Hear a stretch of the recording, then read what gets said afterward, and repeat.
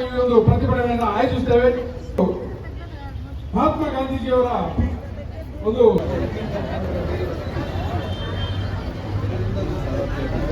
ಗಾಂಧೀಜಿಯವರ ಒಂದು ಪ್ರತಿಜ್ಞೆಯನ್ನು ಮಾಡುವ ಮುಖಾಂತರ ನಾವು ಈ ಪ್ರತಿಭಟನೆಯನ್ನು ಪ್ರಾರಂಭಿಸ್ತಾ ಇದ್ದೇವೆ. ಎಲ್ಲರೂ ನಾವು ಪ್ರತಿಜ್ಞೆಯನ್ನು ಹೇಳಿದಾದ್ಮೇಲೆ ಅದನ್ನ ಮರುಕಳಿಸಿ ನಾವು ಮಹಾತ್ಮ ಗಾಂಧೀಜಿಯವರ ಮಾರ್ಗದರ್ಶನದಂತೆ ಸತ್ಯ ಮತ್ತು ಅಹಿಂಸೆಯನ್ನು ಧ್ಯೇಯವಾಗಿಟ್ಟುಕೊಂಡು ನಮ್ಮ ಹಕ್ಕುಗಳಿಗಾಗಿ ಶಾಂತಿಯುತ ಹೋರಾಟ ಮಾಡುತ್ತೇವೆ.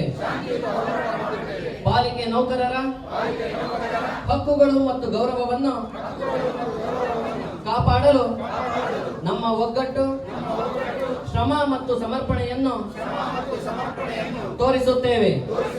ದ್ವೇಷ, ಹಿಂಸೆ, ಅಶಾಂತಿ ಇವುಗಳಿಗೆ ನಾವು ಯಾವುದೇ ಅವಕಾಶ ನೀಡುವುದಿಲ್ಲ.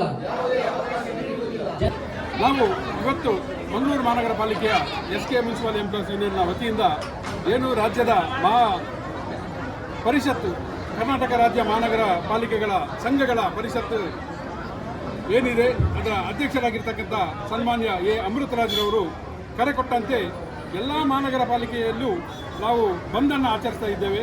ಈಗಾಗಲೇ 2 ದಿನದಿಂದ ಮುಷ್ಕರ ಆರಂಭಿಸಿದ್ದಾರೆ ಎಲ್ಲ ಮಹಾನಗರ ಪಾಲಿಕೆಯಿಂದ. ನಾವು ಸಾರ್ವಜನಿಕರ ಹಿತದೃಷ್ಟಿಯಿಂದ ಇಲ್ಲಿ ರೆಡ್ ಅಲರ್ಟ್ ಮಳೆಯ ಒಂದು ಪ್ರಭಾವದಿಂದ ನಾವು ಒಂದು 2 ದಿನ ತಡವಾಗಿ ಆದರೂ ನಾವು ಈ ಒಂದು ಪ್ರತಿಭಟನೆಯನ್ನು ಹಮ್ಮಿಕೊಂಡಿದ್ದೇವೆ. ಹಾಗಾಗಿ ಸಾರ್ವಜನಿಕರಲ್ಲೂ ಕೂಡ ನಾವು ಒಂದು ಮನವಿಯನ್ನು ಮಾಡಿಕೊಳ್ತಾ ಇದ್ದೇವೆ. ನಮಗೆ ಸಹಕಾರ ಬೇಕು, ಮತ್ತು ಮಾಧ್ಯಮ ಮಿತ್ರರಲ್ಲಿ ಕೂಡ ಭಾಳ ವಿನಂತಿಯನ್ನು ಮಾಡ್ತಾ ಇದ್ದೇವೆ. ಯಾಕಂದರೆ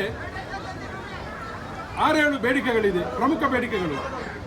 ಅದರಲ್ಲಿ ಮುಖ್ಯವಾಗಿ ಒಂದು CNR ರೂಲ್, ಅಂದರೆ ನಮಗೆ ಕಾಲಕಾಲಕ್ಕೆ ಪ್ರಮೋಷನ್ ಕೊಡುವಂಥದ್ದು ಮತ್ತು ನಮ್ಮ ರಕ್ಷಣೆಗೆ ಇರುವಂಥದ್ದು CNR ರೂಲ್. ಮಾನ್ಯ ಸರ್ಕಾರದ ಆದೇಶದಂತೆ 3 ವರ್ಷಗಳಿಗೊಮ್ಮೆ CNR ಅನ್ನು ತಿದ್ದುಪಡಿ ಮಾಡಿ ನೌಕರರಿಗೆ ಅನುಕೂಲ ಮಾಡಿಕೊಡುವಂಥದ್ದು ನಿಯಮ. ಅದು ಸರ್ಕಾರದ ಆದೇಶ ಇದೆ. ಆದರೆ ಕಳೆದ 2011ರಿಂದ ಇವತ್ತಿನವರೆಗೂ ಸುಮಾರು 14 ವರ್ಷದಿಂದ CNR ತಿದ್ದುಪಡಿ ಆಗಿಲ್ಲ ಸರ್. ಹಾಗಾಗಿ ಅನೇಕ ಮಂದಿ ಪ್ರಮೋಷನ್ ಇಲ್ಲದೆ 35-36 ವರ್ಷ ಸೇವೆಯನ್ನು ಮಾಡಿ ಕೊನೆಗೆ ಪ್ರಮೋಷನ್ ಇಲ್ಲದೆ ನಿವೃತ್ತಿಯಾಗುವಂಥ ಒಂದು ಕೆಟ್ಟ ಒಂದು ವ್ಯವಸ್ಥೆ ಇದೆ. ಹಾಗಾಗಿ ನಾವು ಇನ್ನು ಮುಂಬರುವ ದಿನಗಳಲ್ಲಾದರೂ ನಮಗೆ CNR ತಿದ್ದುಪಡಿ ಆಗಬೇಕು, ನಂತರ ಪ್ರಮೋಷನ್ಗೆ ಅವಕಾಶ ಮಾಡಿಕೊಡಬೇಕು. ಅದೇ ರೀತಿ ನಾವು ನಮ್ಮ ಪಾಲಿಕೆಯ ನೌಕರರು, ಅದು ಪೌರ ಕಾರ್ಮಿಕರಾಗಿರ್ಬೋದು, ನಾವೆಲ್ಲರೂ ಕೂಡ ನಾವು ಸೇವೆಯನ್ನು ಕೊಡುವಂಥದ್ದು, ಹುಟ್ಟಿನಿಂದ ಸಾಯುವವರೆಗೆ ಎಲ್ಲವನ್ನ ನಾವು ನೀಡುವಂಥ ಒಂದು ವ್ಯವಸ್ಥೆ ನಮ್ಮಲ್ಲಿದೆ. ಉದಾಹರಣೆಗೆ ಕಸ ವಿಲೇವಾರಿ ಇರ್ಬೋದು, ಬರ್ತ್ ಸರ್ಟಿಫಿಕೇಟ್ ಇರ್ಬೋದು, ಡೆತ್ ಸರ್ಟಿಫಿಕೇಟ್ ಇರ್ಬೋದು, ನೀರು, ರೋಡು, ಚರಂಡಿ ಎಲ್ಲವನ್ನು ನಾವು ನಿಭಾಯಿಸುವವರು. ಕಡೆಗೆ ನಮಗೆ ಭದ್ರತೆ ಇಲ್ಲದಂಥ ಪರಿಸ್ಥಿತಿ ಒದಗಿ ಬಂದಿದೆ. ಹಾಗಾಗಿ ವಿಶೇಷವಾಗಿ ಇಲ್ಲಿ ಪೌರ ಕಾರ್ಮಿಕರಿಗೆ ಏನಾದರೂ ತೊಂದರೆ ಆದರೆ ಆರೋಗ್ಯ ಸಂಜೀವಿನಿ ಬಹಳ ಅಗತ್ಯ ಇದೆ. ಅದನ್ನು ಮಲತಾಯಿ ಧೋರಣೆ ಮಾಡಿ ರಾಜ್ಯ ಸರ್ಕಾರಿ ನೌಕರರು ಏನಿದ್ದಾರೆ ಅವರಿಗೆ ನೀಡ್ತಾ ಇದ್ದಾರೆ. ಆದರೆ ನಮ್ಮನ್ನು ಹೊರತುಪಡಿಸಿ ಈ ಒಂದು ಆರೋಗ್ಯ ಸಂಜೀವಿನಿ ಯೋಜನೆ ಕೂಡ ನಡೀತಾ ಇದೆ. ಹಾಗಾಗಿ ನಾವು ಬಹಳ ನೋವಿನಿಂದ ನಮ್ಮವರು ಬದುಕಬೇಕು, ನಮ್ಮ ಫ್ಯಾಮಿಲಿ ಕೂಡ ಬದುಕಬೇಕು. ಹಾಗಾಗಿ ನಾವು ಇದನ್ನು ಒತ್ತಾಯಪೂರ್ವಕವಾಗಿ ಜ್ಯೋತಿ ಸಂಜೀವನಿಯನ್ನು ನೀಡಬೇಕಾಗಿ ವಿನಂತಿ. ಮತ್ತೊಂದು ಬಹಳ ಬೇಸರದ ಸಂಗತಿ ಅಂದರೆ ಕಳೆದ 50 ವರ್ಷಗಳಿಂದ ಏನು ಸರ್ಕಾರಿ ನೌಕರರಿಗೆ KMS ಗ್ರೇಡ್ ಕೊಟ್ಟು ಕಮಿಷನರ್ ಅಥವಾ ದೊಡ್ಡ ಹುದ್ದೆಯನ್ನು ನೀಡ್ತಾ ಇದ್ದಾರೆ. ಆದರೆ ನಮ್ಮಲ್ಲಿ 50 ವರ್ಷಗಳಿಂದ ಈವರೆಗೂ ಕೂಡ ಒಬ್ಬ ಅಧಿಕಾರಿಗೆ KMS ಗ್ರೇಡ್ ನೀಡಿ ಕಮಿಷನರು ಅಥವಾ ಅದಕ್ಕಿಂತ ದೊಡ್ಡ ಹುದ್ದೆಯನ್ನು ನೀಡಿಲ್ಲ ಸರ್. ಹಾಗಾಗಿ ಬಹಳ ನೋವಾಗ್ತಾ ಇದೆ. 50 ವರ್ಷಗಳಿಂದ ಆಗಲಿಲ್ಲ. ಆದರೂ ನಾವು ತಾಳ್ಮೆಯಿಂದ ಒಂದಷ್ಟು ಸರ್ಕಾರದ ಗಮನವನ್ನು ಸೆಳೆದಿದ್ದೇವೆ, ಅನೇಕ ಮನವಿಗಳನ್ನು ನಾವು ಮಾಡಿದ್ದೇವೆ ಎಲ್ಲವೂ. ಹಾಗಾಗಿ ನಾವು ತುಂಬ ಸಮಯದಿಂದ ನಾವು ಮನವಿಯನ್ನು ಮಾಡ್ತಾ ಬಂದಿದ್ದೇವೆ. ಅನಿವಾರ್ಯವಾಗಿ ಇವತ್ತು ಬೀದಿಗಿಳಿದು ಹೋರಾಟ ಮಾಡುವಂಥ ಸಂದರ್ಭ ಒದಗಿ ಬಂದಿದೆ. ಹಾಗಾಗಿ ನಾವೆಲ್ಲರೂ ಕೂಡ, ಇದು ಮಾತ್ರ ಅಲ್ಲ, ನಮಗೆ ವೇತನ ಅನುದಾನ 20% ನಾವು ಹಾಕಬೇಕು, 80% ಸರ್ಕಾರದ ನಿಧಿಯಿಂದ ಕೊಡ್ತಾರೆ. ಆದರೆ ಕಳೆದ 2-3 ವರ್ಷದಿಂದ 10% ಜಾಸ್ತಿ ಮಾಡ್ತಾ ಇದ್ದಾರೆ.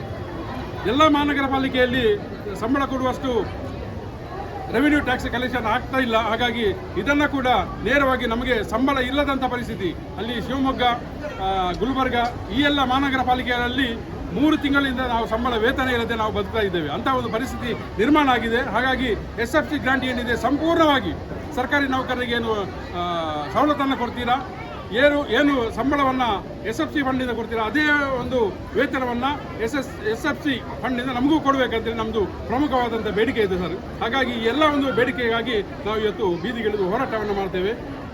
ಬಹಳ ಅಹಿಂಸೆಯಿಂದ ಕೂಡಿದ ಹೋರಾಟ ಇದಾಗುತ್ತೆ. ನಾವು ಯಾವುದೇ ಕಾರಣಕ್ಕೆ ಯಾರಿಗೂ ತೊಂದರೆ ಮಾಡೋದಿಲ್ಲ.